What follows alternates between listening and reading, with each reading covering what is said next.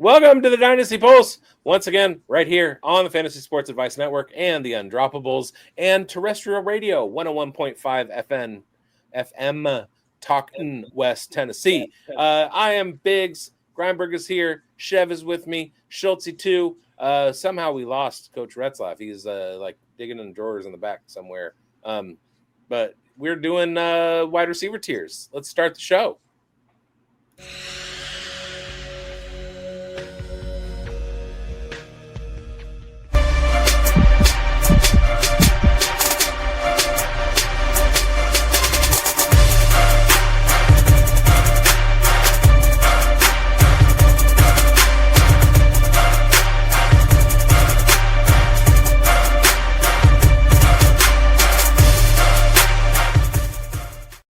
Because my meat tier one, I would say smoked beef ribs. That's right up there for sure. Smoked short ribs. Yeah, I got to be up there with some big plate ribs. Texas style barbecue. Let's go. Well, that's like open fire. And you know what we're talking right now is the Crossfire section here. We're doing wide receiver breakdowns this week, and that's our Crossfire section. So here's how it works. Each of us will take turns nominating a wide receiver for a specific tier, but before the next pick is made, we open the floor for a Crossfire reaction, a quick rebuttal, a cosign, or an outright takedown. Then the next host makes their own move. It's fast, it's layered, it's Dynasty chaos in its best way. Once again, we're going to be raising the stakes on our turn. You will no longer be limited to just nominating a player. You have the option of making a tier break. You draw the line wherever you feel this class will end. Maybe the next wide receiver doesn't belong in the group above. Maybe it's time to shift values tiers entirely. So tier 1 is the pulse setters. Tier 2 is the rocket fuel, the ones that are still dominant forces, but you know they lack that elite upside. Then you got the flashpoints, exciting but risky. Tier 4, if we get to that, we haven't yet, are the aging stars, and then tier 5 is the dead weight. We're going to start with bigz, and then we'll go with me, then Chev, then Schultzy, and then reverse the order, and we're going to start it off with tier 1 now. Let's go, bigz. Who do you got in your quick question before we get started. Does Lane Larison count as a wide receiver? Well, he is one of two running backs to surpass 2 yards per route run in the 2025 draft. So maybe. This one's a no-brainer. Jamar Chase, I'm nominating for tier 1. Yeah. I think that is just, I mean, do we need to talk more about Jamar Chase, folks? Boring. No? I'm kidding. Right. I mean, I seem to get the short end sometimes, like the tight end episode I got the tight end question a couple episodes ago, and the 101 in wide receiver tiers. Like, it don't matter, bigz. You bring the heat no matter what what point you have. If it's your turn to talk or not, it's coming regardless. So Jamar Chase is far and away the best wide receiver in football right now, given situation, given talent level, given past history. There were a lot of people talking a few years ago that he should be the 101, and he wasn't. And then he got to the playoffs and wound up getting hurt, and then made it to the playoffs and became the one. Whatever. He's the 101, and I can't, but I could argue that there should be a tier break after him. But there are a couple guys that are in his class, I guess. Yeah. I mean, for me, a guy in his class went to the same school, a guy that actually outperformed him athletically. And to me, I have him slightly ahead of Jamar Chase based off of his age as my wide receiver 1 in Dynasty. I'm go with Malik Nabers. Okay, Schultz. That was brilliant. He said played at the same school. Well, for those of you listening, there's 5 guys to choose from. 101.5 FM that couldn't see that, Schultzy just added Brian Thomas Jr. to the tier. And he's a Jags fan, and don't get me wrong, I like Brian Thomas Jr., but let's cut through the noise. Malik Nabers is my wide receiver one, and it's splitting hairs. I have a very, split share of both those guys, Chase and Nabers, but I love the upsided Nabers. I'm drafting him as my pulse setter without hesitation. I'm not projecting a breakout. We're reacting to the explosiveness that has already happened.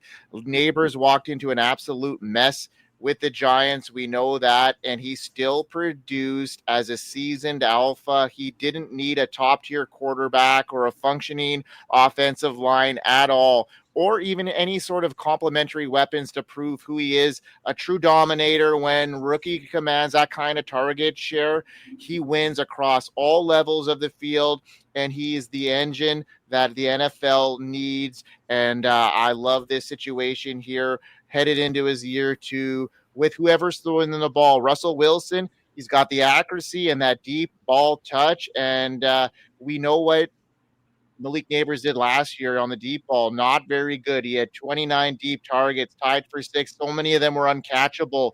He only had 7 of them caught, 68% accuracy downfield, 3rd in the NFL for Russell Wilson.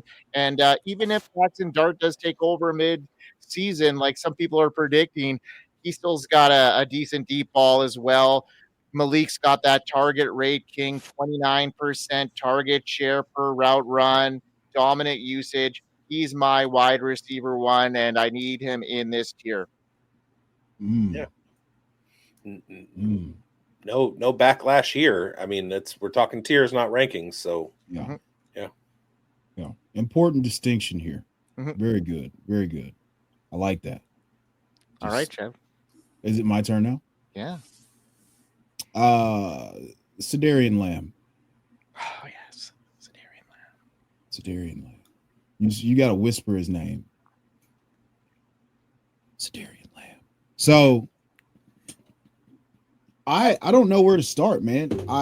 So with CeeDee Lamb, he's been the overall wide receiver one before, and there's no question about whether or not he belongs in the tier. It's where he fits in the tier when you get a little bit more granular.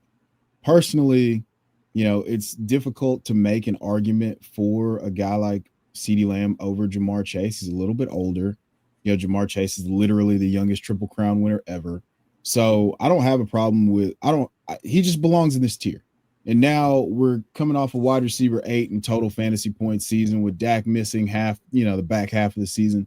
And they're set up to come back with a vengeance this year. Every other year, Dak throws for, a top 5 fantasy finish and throws for 4,500 yards and 35 touchdowns or whatever the case may be.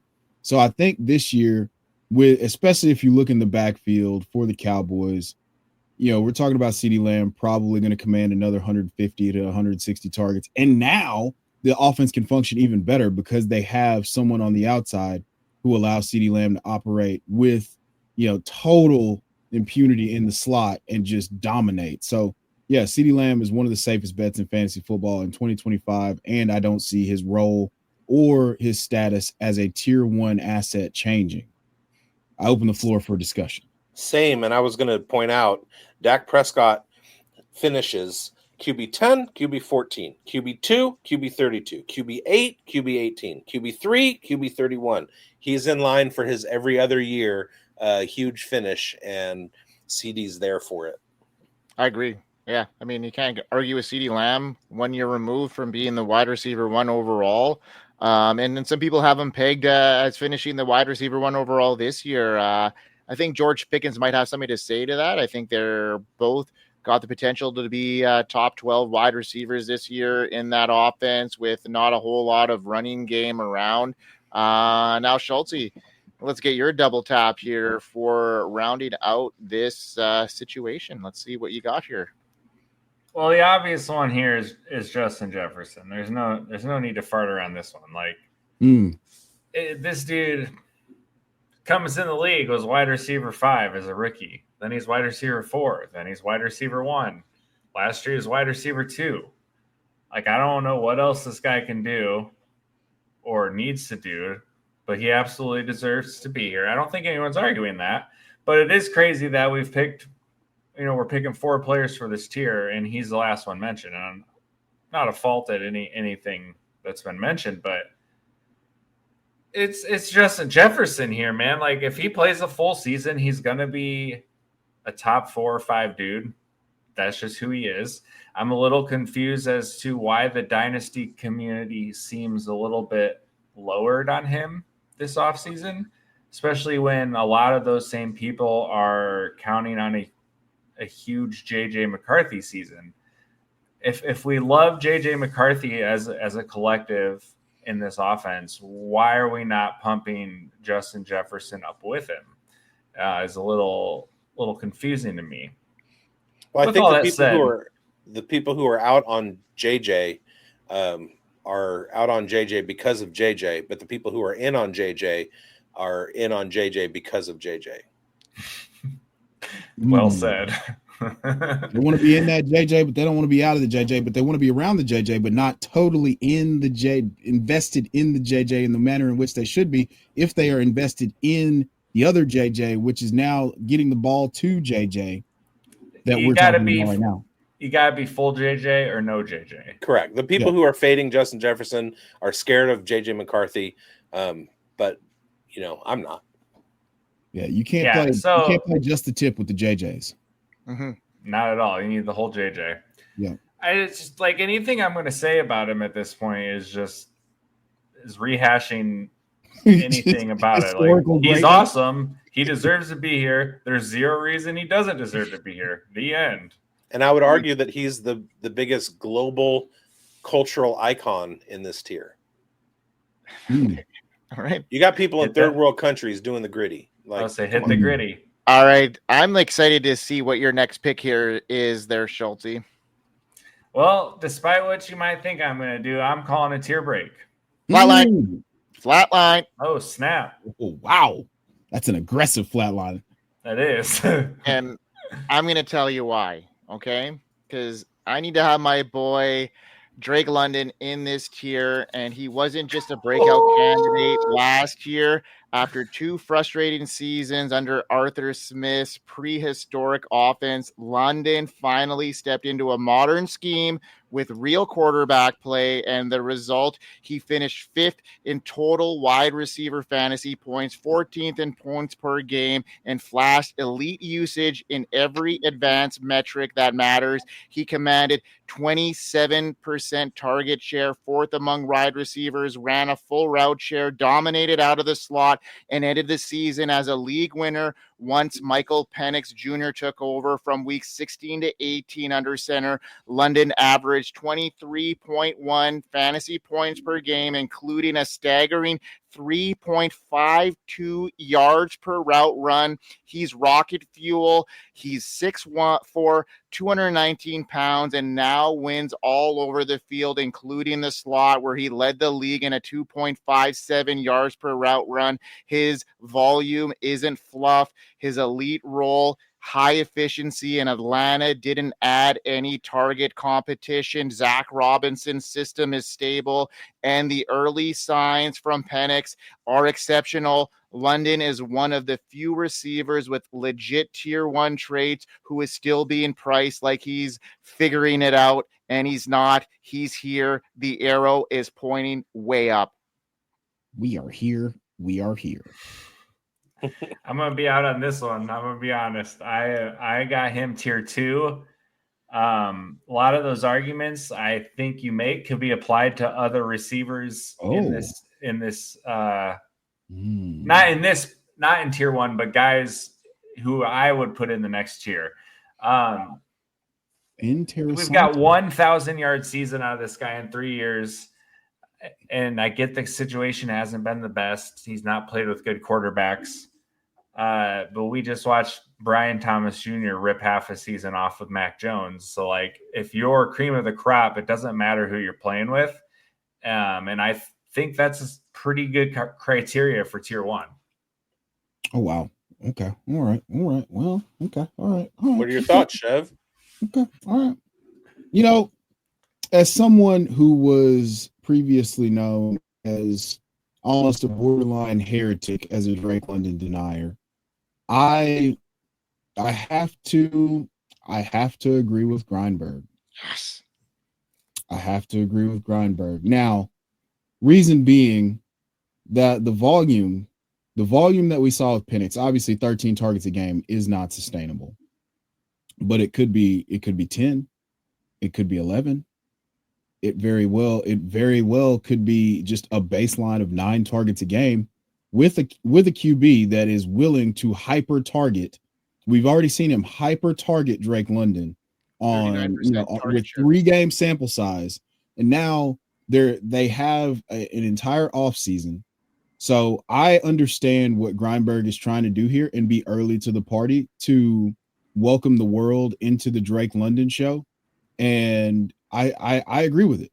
I think that this is a guy who could have 15 touchdown, 1,400 yard. I think he could sustain the type of production we got from Allen Robinson in his breakout season, like 1,400 yards, 14 touchdowns. Like that's the type of thing that we could, and it could go higher. We don't know. I mean, if Michael Penix is an unequivocal hit and he's the 8th overall pick and he exceeds that hype, then there's no telling how it could go. We could be talking about him as the future dynasty wide receiver 1, as blasphemous as that may sound. So 100, the floor is safe enough. All it is just there's still some stank. And believe you me, I understand hating Drake London as much as humanly possible. Like I had a bet with another player. It didn't go my way, but here's the deal. Was that a $500 bet? Say what? Was that a $500 bet?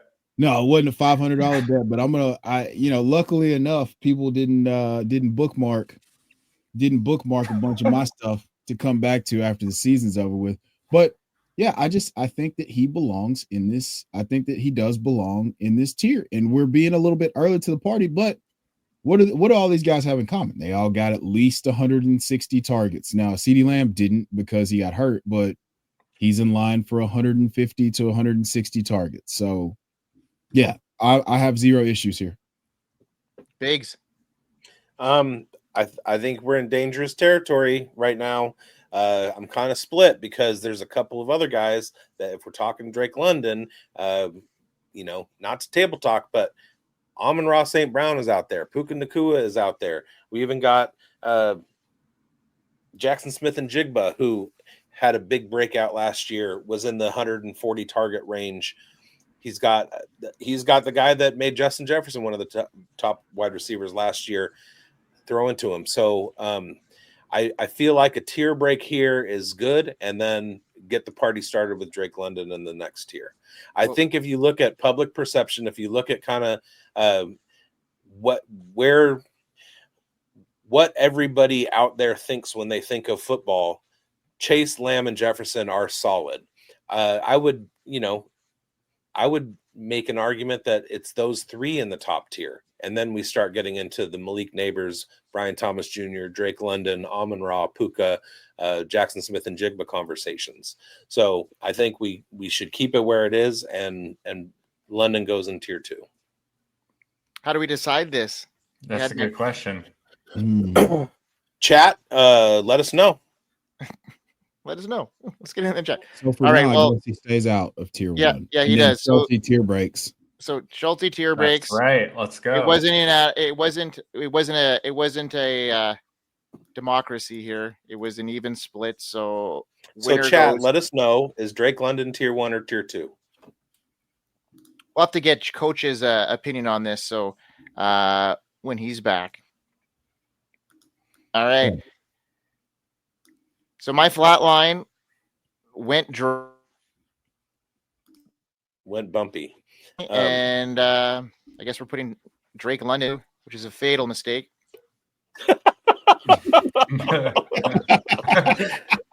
Doom, death. Oh, woe is me.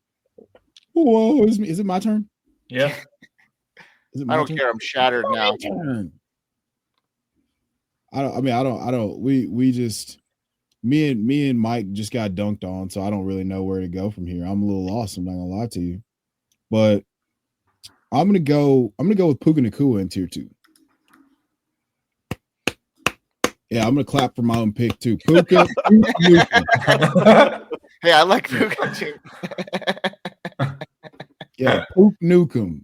So in 9 games where he played at least 30% of the snaps, he was ridiculous. He averaged almost 11 targets a game. I mean, there was 98 receptions. Like, this is ridiculous. Like, this is they've literally just taken Cooper Kupp and made him Polynesian. And now we have Cooper Kupp 2.0, a younger, more physical version. And they added a guy to be able to draw coverage away from Puka. So, yeah, I mean, I think the target floor is extremely safe. I don't think Devontae Adams is any sort of threat at all. They used the second, well, obviously with Drake London and Zach Robinson and the 11 personnel being off of the McShanahan tree. Now, I think that Puka is still going to command an insane target share. I think his targets per route run are still going to be ridiculous. I think they're going to be they're going to go from being one of the most run-heavy teams with Kyron to being much more red zone, like throwing the ball much more in the red zone. And that's going to allow Puka to, one, exceed 6 touchdowns on the probably 150 targets he's going to see. And I think that he's going to be in conversations for the overall wide receiver 1 in 2025. So I love Puka here, him being only 23 years old, coming off the record-breaking rookie year. And then, like I said, he averaged almost 11 targets a game in the 9 games that he played, more than 30% of the snaps. I use that because he did play 11 games, but one of those games he played like 16% of the snaps. The other game was the Lions game where he left pretty early on into the game. So, yeah, he's one of the safest bets. If you can get him, he's going in basically the front half of the second round in startup. So yeah, I love Puka Nacua, and I will cede the floor to anyone with a rebuttal for this. I just wanted to query, what if it's Jimmy Garoppolo? What if something's really wrong with Matthew Stafford's spine? Are we still as high on Puka? And he has finished 1 complete season in his career, and that was his rookie year without injury. He had a knock with injuries coming out of college. He played a full year as a rookie, and then he was injured in his second year. So there are some factors that I think, are working against him. I talent totally level, he's right there. Yeah, I totally agree with all that. Those are all very valid concerns, and that's why he's not in tier 1 after being one of the most efficient wide receivers to start a career ever. So if we didn't have those injury concerns or Matthew Stafford didn't have a backiotomy, I would have pushed for him to be in tier 1. Yeah. The other thing is I want to talk about his yards per catch. He's pretty steady. We know exactly what the Rams want to do with him as far as deployment is concerned, and he hovers right around 9.3 when you have your elite tier that are 12 and above. So does that change the calculus at all for you? It doesn't change the calculus because he's going to see. I mean, if we're talking PPR, he's going to see 150 targets. He's going to catch 100 balls, and we just need some luck on the touchdown front for him to be a wide receiver, a high-end wide receiver 1 in PPR. Okay. Yeah, I'm not worried about Puka. I mean, he's pretty solid, I would say, in this tier. All right. Schultze, double tap it. I thought I got the double tap. It's not back to me again. Oh. It's back to you. Chev? No. So who started it? It was you. Okay, so it's me. Okay, so it's me? Yeah. All right. Let's look at this. Okay, let's give me some Nico Collins in here. Flatline. All right. Oh. So you think there's a tier break here, bigz? No. You don't think Nico deserves to be in this tier? Okay. No. Let's hear your argument, and then I'll go with mine. Best finish of his career was PPR number 12, wide receiver 12. I like Nico. we're not discussing talent level. We're discussing tiers, and he's just never done anything to sustain anything better than a top 12 finish, whether that's injury concerned, whether that's usage, like coming out of college, it doesn't matter. Now he's got so much target competition in a bunch of young upstarts. I don't see it from Nico. Well, I think we think about this wide receiver room as being an improvement over last year, but when we think about it in the grand scheme of things, we got 2 rookies coming in, and both of them are really good rookies in my opinion. But we look at where Tank Dell was, where Stephon Diggs in this wide receiver room, in my opinion, has taken a step back over what they were last year.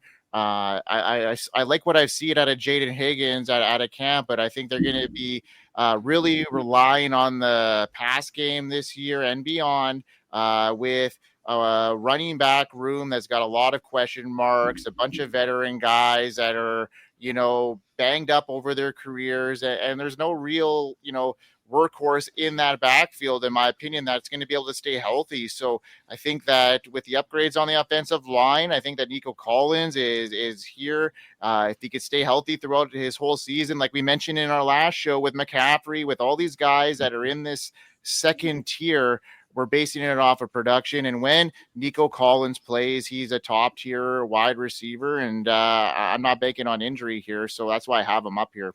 Sure, but he's never finished a full season without leaving for some reason, being hurt. I put him in the same wherever T. Higgins goes, Nico Collins goes. They're both outstanding wide receivers. When their production is on the field, they are great. But just like Chev said in our previous show, these guys have done it before. Nico hasn't. All right. Anybody qualming to my Nico pick here? Oh no, I'm with you on Nico. The point about T. Higgins is valid, but he's also, I would push back that Nico was on pace for 2,000 yards last year before he got injured. So there's a ceiling that T. Higgins has never come close to touching, and there's a target availability that Nico has that T. Higgins will never have. But when you talk pace, if you isolate a 3 or 4 game stretch for T. Higgins, he was on pace for 2,000 plus yards. You can play that game with anybody. Show me that you can finish a 17 game season. Okay, he hasn't done T. that Higgins yet. Ever been a top 10 wide receiver before? Yes or no? In certain weeks, yeah. No. On a whole season. No, but neither is Nico Collins. Yes, he has. He was his best finish was number 12. PPR, half PPR, wide receiver 9, half PPR, wide receiver 9, PPR, wide receiver 12. Who plays? Yeah, that's what I'm saying. PPR. Who plays half PPR? So has T. Higgins ever been a top 12 wide receiver before? Not for a season. No. Okay. So they can't be in the same tier then. The concerns can be the same, but there's a different ceiling for one than the other, is my point. Is I think the point that Grindberg and I are getting at. Right, when you move the goalposts. No, I didn't move the goalposts. When you isolate, this is actual. This is factual, Googleable information. I made the case that Nico Collins was wide receiver 12. That's the best finish that he's had. I agree that T. Higgins hasn't sustained a top 12 finish. Like I don't quibble with that. But when you're looking at their talent level, they're very equivalent wide receivers. If you look at it on a points per game basis at their peak, they do very similar things. T. Higgins just may not have sustained it for as long as Nico Collins was able to do 2 years ago. So that's my point, is can he be in this tier if there are questions like that? And you've made arguments against other guys for the same reasons that you're saying that Nico Collins deserves to be here. The argument against Kenneth Walker, if we're going back to that, was that his ceiling is not as high as Christian McCaffrey or Jonathan Taylor, who have both finished as the RB1. And the argument here is that T. Higgins has never sustained it we're not talking T. Higgins. We're talking about Nico Collins. I'm not suggesting You that. brought up T. Higgins. I said because they're very similar, but neither of them belong in tier 2. I'm saying that I see an equivalence between Nico Collins and T. Higgins with their sustainability and their talent level. The difference is one is the number 1 wide receiver in their room, and the other one is playing in a wide receiver room with the best wide receiver in the game that we just, talked about. And, there's quite a bit of difference there as far as underlining metrics. Except that we know if there are 500 passes to go around, it can sustain 2 top finishes. So basically, I brought up T. Higgins to kind of make a parallel with the way that Nico Collins' career has gone. Can he be a top 10 wide receiver if he plays a 17-game season? Yes. So given changing the circumstances of what he's done historically, he has that talent level. T. Higgins, if he's the wide receiver 1 with a different, per Mike's argument, in a different situation, he has the talent level to sustain a finish like that. Neither of them have been able to be available for a 17-game season. And Nico's best season was wide receiver 12. So if you are going to argue other people have finished higher and that makes it they belong there, Nico hasn't done that. He's never been able to show that. I believe in his talent. I don't believe that he can stay healthy. He is just not that guy. Right, Schultz. For me, this one is a more dependent on where we cut in tier 2 off before I'm willing to make my call. Well, you can't do that now. You gotta. Is he in this tier right now before knowing where the tier break is? Because that's what happened with Kenneth Walker in our last show. So is Nico in this tier? Yes. All right. I'll say yes. All right. Who is next on the board here? That would be me. All right. I got 2. I'm going Garrett Wilson and Brian Thomas Jr. Who's first? It doesn't matter. It's a tier. Well, who's first on your first? Because somebody might flatline your first pick and then. Why would anybody flatline my first pick? Because they could flatline it. Garrett Wilson. Garrett Wilson over Brian Thomas. No, that's not what I'm saying. I'm saying Garrett Wilson I'm nominating for tier 2. Over Brian Thomas? Or no, just in general.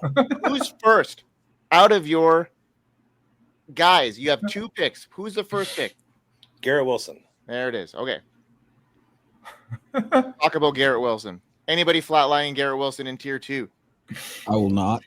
For the bit, I kind of want to. No.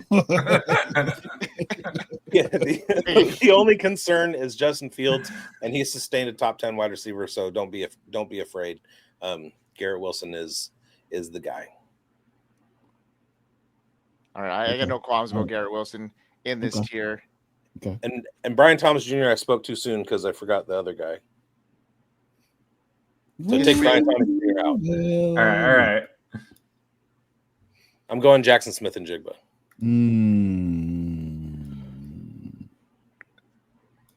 Well, okay. All right. Anybody lining that flatter? It depends. I gotta wait. So I'm gonna throw my argument out there. Yes. Oh, yeah. Flatline. Yeah. I'm gonna throw my argument out. I'm gonna throw my argument out there. Do it. Last year he finished PPR wide receiver 9 with 257 points. He had 137 targets, 100 receptions, 1,130 yards. His yards per catch was 11.3, meaning he's got that yak ability. He had a very low touchdown rate at 6. He should see some touchdown positive regression. He's going to be rolling with Sam Darnold in a Clint Kubiak offense that has an improved offensive line. And last year, with the same quarterback, you had Justin Jefferson with 154 targets and 103 receptions. at 1,533 yards, much higher yards per catch, 10 touchdowns. So the difference there is going to basically be in the deployment of Jaxon Smith-Njigba, who doesn't have a whole lot of target competition, given he's got Cooper Kupp and Elijah Arroyo, basically. So there's a clear path for him to increase his target share and be the man. He had his breakout last year. We knew it was coming, part of the Brian Hartline pipeline out of Ohio State, and we knew it was coming. Came a year earlier than I thought it would. I thought he was going to be a year 3 guy, but he was actually a year 2 guy. So there's that. Yeah. All right, Chev. Floor is yours, flatliner. Yeah. I'm gonna push back. I have very little confidence in his situation. I don't have confidence in the offensive line. Charles Cross just had finger surgery. He's supposed to be ready for week 1, but we're already dealing with the injuries. I'm taking a step back on the approach. The talent of JSN is unquestionable. I mean, he's produced. He's a 5-star recruit, and he then performed at Ohio State. Hang on, I got to go. I'll listen off air. Yeah. So with Jaxon Smith-Njigba, what I would like to see, one is, are they going to deploy him on the line of scrimmage or more off the line of scrimmage? We saw Cooper Kupp have the struggles in terms of being able to just generate any sort of yards per route run lined up outside. His yards per route run evaporated post week 12 last year, and that's why he was phased out of the offense, because he couldn't win outside anymore. So I have my questions about JSN. I would much rather just go with Brian Thomas Jr. here. I don't have the questions that we do have about Brian Thomas Jr. We know that if you just throw the ball in his direction, it's going to go well. I still wonder if Sam Darnold's going to turn back into a pumpkin. You've heard me say it till I'm blue in the face. Uh-huh. He had 27 turnover-worthy plays last year, and he was playing with the quarterback whisperer in, Kevin O'Connell. So I personally don't want Jaxon Smith-Njigba right here, but I understand the sentiment. I would just rather have Brian Thomas Jr. I 100% agree with that, especially within this tier. That flat line, to me, I think needs to have Brian Thomas in this tier. And with all those question marks regarding around Jaxon Smith-Njigba, the new offense, Clint Kubiak is there, and he has been able to produce some, talent in wide receiver spectrum. But to me, there's a lot more question marks, like you mentioned there, Chev, about the offensive line. And to me, I think that Brian Thomas Jr., what he showed last year, at the end of last year, needs to be in here. And unless there's a tier break, I'm pretty comfortable having Brian Thomas here without JSN. Schultze? Yeah. I mean, we don't have to convince the Jags. That's what I was literally about to say. You don't got to convince me anything with Brian Thomas. Yeah, I mean, and there's one other guy I would put in here over JSN, in my opinion, in this tier, and it's coming back to me anyway. And it has to be a same target share. Maybe this offense has taken a step back, and I totally get where things are headed with Jameson Williams, taking that step forward. But you gotta put some shares in the slot merchant. You got to put some shares in a guy that is, faced some adversity throughout his career, no matter what. And this is the type of situation where, you hear guys emerge. Amon-Ra St. Brown is going to emerge through this, and I faded him throughout the offseason, and I still think he belongs in this elite tier of wide receiver ones that are in the tier 2. So that would be where I put in there above JSN, and that would be my tier break at this stage of the game. I like that a lot, even though I think not Brian Thomas. I think Jameson Williams is going to take a step forward, but I think two things can be true more than anything. And that's the fact that that's a fact that Amon-Ra St. Brown is going to be a wide receiver 1, even though I think he could step back from that like wide receiver 3 to 5, more in like the 7 to 9 range, and then still allow Jameson Williams to be, in the top 15. So they're going to be deployed completely different ways. So I think that Amon-Ra St. Brown has proven, he will continue to prove and be a solid wide receiver. I just don't think that the ceiling may be there. And I could be wrong. I mean, he led the league in end zone targets that resulted in a touchdown last year. Yeah, no, and I agree with you there. Like the ceiling might not be there, but I think with the touchdown upside that we saw, like you mentioned there, the first 10 games of the season, he scored on every game.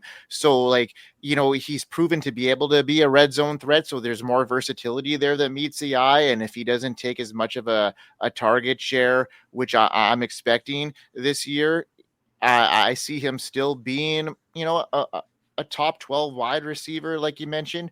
I don't even see him being, the 7 to 9 range. I actually have him outside of that. I have him, in the 11, 12 range, to be honest. But that's still in this tier as far as a guy that's going to have that longevity because he plays that slot role and he can command those targets too.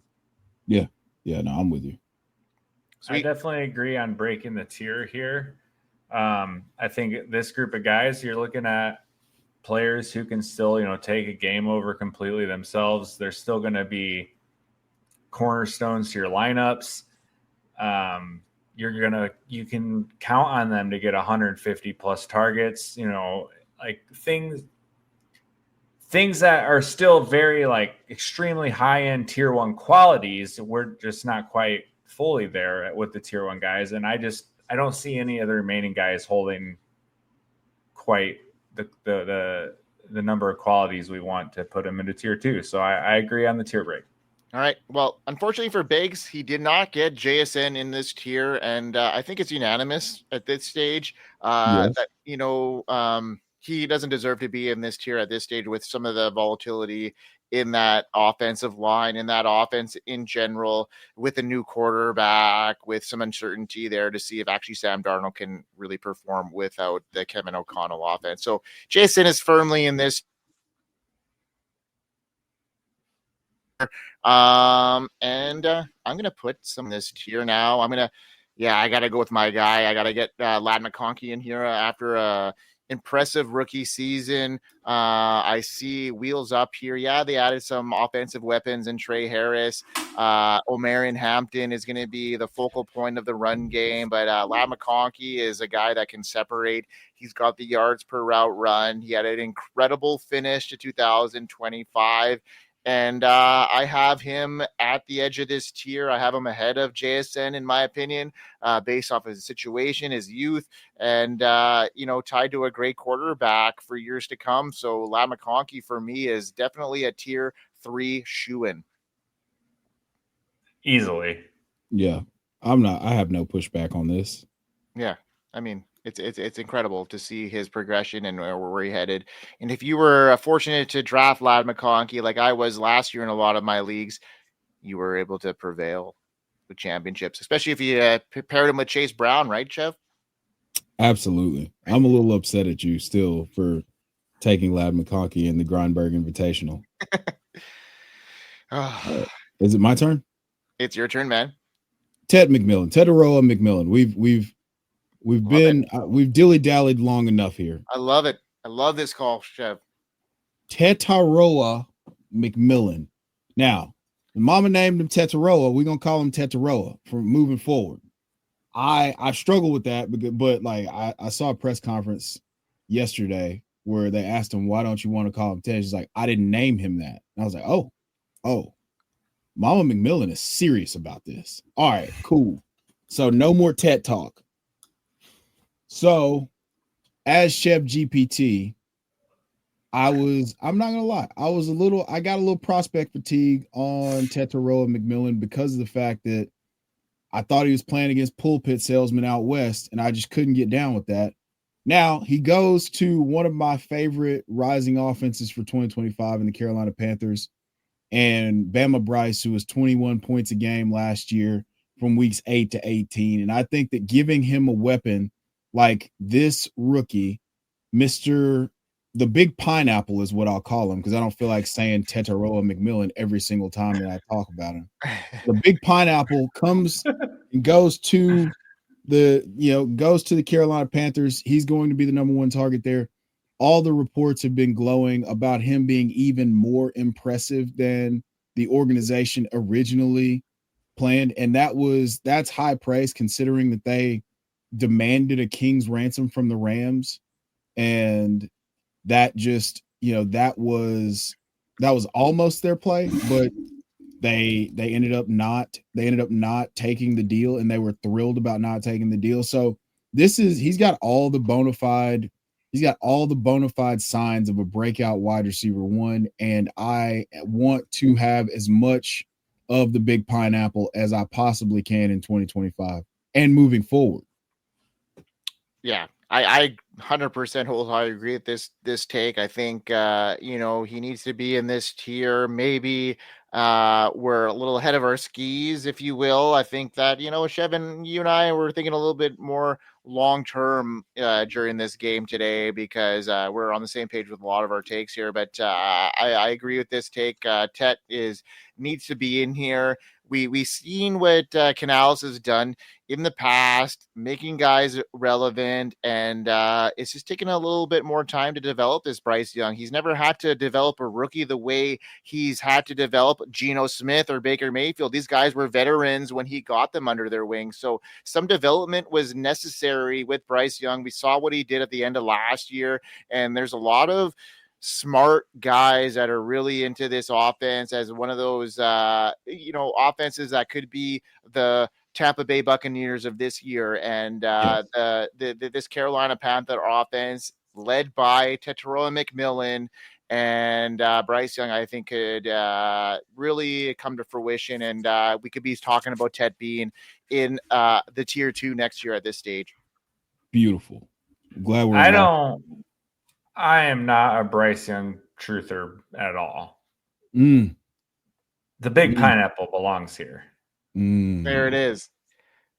I mean, when sometimes a quarterback needs some people around him to develop, he's got the coach, I think, and now they're putting some weapons around, and then we'll see what happens. They made a big whiff last year with Jonathan Brooks. I think him being able to be a part of that offense, they had some stakes in there, and I think they would be a little bit more further along had they had some stakes in that game. Obviously, Chuba Hubbard has emerged, but Tet is going to be that guy, and I'm on with this.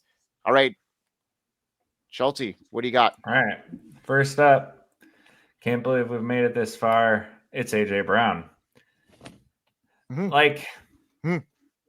Let's be real. The one knock here is the offense. He's not playing in a super highly target concentrated offense. They run a lot. We've talked about it. Everybody's talked about it. If you swapped him and CeeDee Lamb, we'd be putting AJ Brown in tier 1.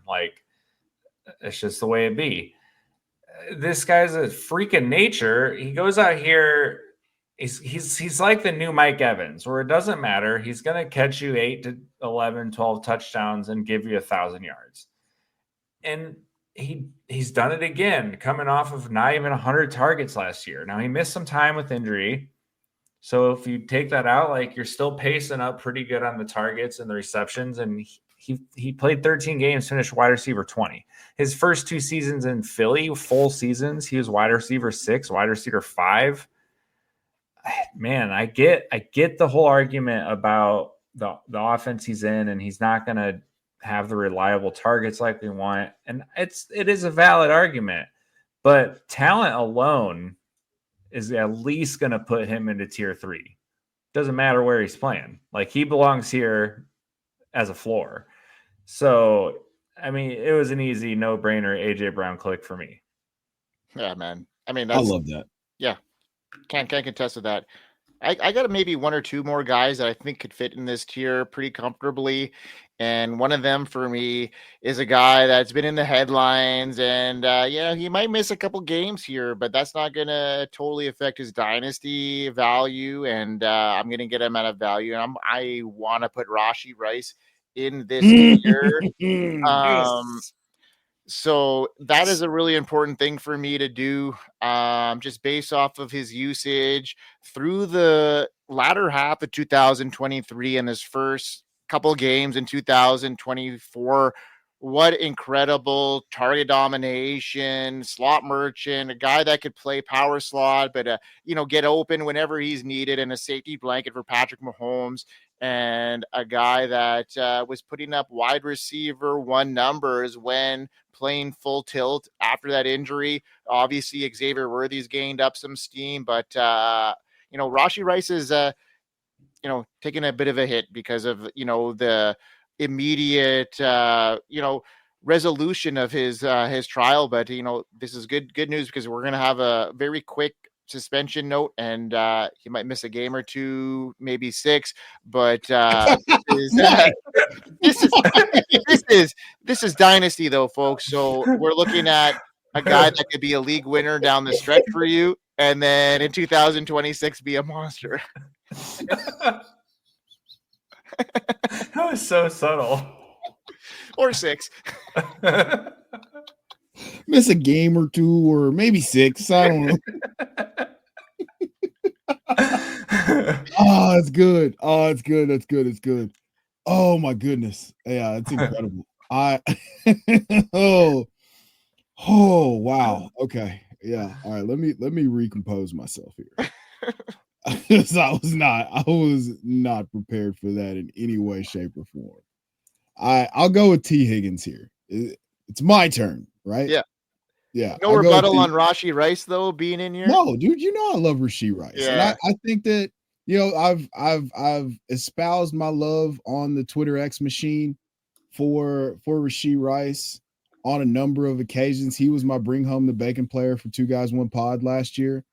And I mean, everything was set up for him to smash, and he was doing it in 2024. And then Mahomes torpedoed his knee, and now, we get the suspension news, and we've just got to pretend like he sustained that ridiculous pace, that 9 targets a game pace that he had through the first 3 games. We just got to pretend like we got that all throughout 2024. And I have to remind myself that Rashee Rice is awesome. He's got a low 8-out roll. He's with a Hall of Fame quarterback, and he's going to be incredible. But we just have to wait for a little bit longer for it to actually happen. So with that being said, I'm going to move over to T. Higgins. And, me and bigz were a little bit cross. I think we were saying some of the same things, but in different ways. I think T. Higgins is awesome. I think bigz points about Nico Collins were very valid. The only thing with T. Higgins is that, one, we've only got 1 season of him playing 17 games, and I think he was like wide receiver 18 or somewhere around there that year. And last year he was incredible, but again, we're on back-to-back seasons of only 12 games. Furthermore, the biggest elephant in the room is the fact that he's never going to be the number 1 target in the offense. That's just what it is. And then if Jamar Chase misses time, which he's been prone to do, T. Higgins doesn't get more awesome. It's just, he's just the wide receiver 1. Now, do I believe that he's a wide receiver 1? Yes, but I don't think that he is the level of talent of the tier 1 guys, or I wouldn't say he's better than AJ Brown. So from a talent perspective, I think T. Higgins belongs here because he's tied to an elite offense. They've got the long-term contract security, but that's a little fugazi because that was a Temu wide receiver 1 deal that they gave him, man. That, like, half that money is not guaranteed, and they've got an out after 2 years where, they've basically paid up all the guaranteed money. So look into that. I'd like to pay attention to the contracts because I got caught off guard one time with Amari Cooper after he signed that big deal with Dallas, and I was like, never again. So I sought to understand that quite a bit more. But T. Higgins was 18 points a game last year. He was incredible. He won people championships, so he's everybody's sweetheart now. I think currently in my redraft rankings, I have him like wide receiver 14 or 13 right now. I've got him ahead of Marvin Harrison Jr., who we haven't even talked about on this episode yet. So yeah, I love T. Higgins as an asset. You don't have to pay the freight of what he's going to represent in your lineup because of the things that I highlighted before. So he's going to be incredible in your lineup, and he's going to be really hard to trade for. But if you have him, you got a chip to tier up at, either at the wide receiver position or at another position. Love this call. I love it. I think the tier break is kind of clear to me. I think you mentioned that other wide receiver that deserves to be in this tier before the break happens, and that would be Marvin Harrison Jr. for me. I think that after this tier, there's a lot of question marks, but we know what Marvin Harrison Jr.'s talent is. He's looking a lot more built, a lot more strong. He's winning those contested catches downfield, which, I think he's going to have to be relied on a little bit more than what we wanted him to be. I think that this situation here is going to be, a little bit better for him moving into his second year. I don't think he's going to get into that top tier talent like we thought he was going to get based off of his quarterback situation. Maybe I got some slack a couple weeks ago when I talked about Kyler Murray not being tall, and that was my rebuttal. But honestly, man, if you can't see over your offensive line at 5'10", seriously, how are you going to see a guy downfield? So I'm telling you right now, Trey McBride is going to be the target merchant there, as he has been. But I see a better season 2 for Marvin Harrison Jr. That's why he deserves to be in this tier for me. I don't mind it at all, man. It's really difficult to create a path to him getting even the volume, like his volume, and not even AJ Brown, because AJ Brown had 2 years with 140 plus targets. So I promise you, it would start raining touchdowns, and Marvin Harrison Jr., like raining fantasy points, and Marvin Harrison Jr. would stay dry in that Arizona offense out there. Like, it just, I wish that we could just say, hey, Marv, we're slotting you in for 140 targets. Hey, we're going to treat you just like, hey, hey, let's watch some film of D-Hop with Kyler, and we're just going to do that. We're just gonna do that. If we could just get to that point right there, totally, we would be in phenomenal shape. But we can't. Yeah, they didn't even use him in motion. He had one snap, one target in motion last year. Man, you made a great point there. A great comparison. Yeah. Yeah, you made me open up my eyes. Maybe that could be a potential for them down the line, but Marvin's just not there yet. And that D-Hop situation there when Arizona was popping, like maybe that could be what we see there. But with Trey McBride there, I don't know. They never had a Trey McBride there, right? When D-Hop was excelling. So it might be tough. Are we good with this section? Do we want to maybe entertain putting a Dunze in there after the Steam, or maybe Travis Hunter? Are these guys deserving of this tier? No, I don't think there's any. I don't think so either. That's awesome. All right, boys and girls, thanks for tuning in to the Dynasty Pulse on the Fantasy Sports Advice Network, on the Undroppables, and let's kick it off. We'll be back next week with some more awesome content, and from Chev, from Grindberg, from Schultze. Thanks to everybody from tuning in, and we'll see you next time on the Pulse. Peace out. Hope you win.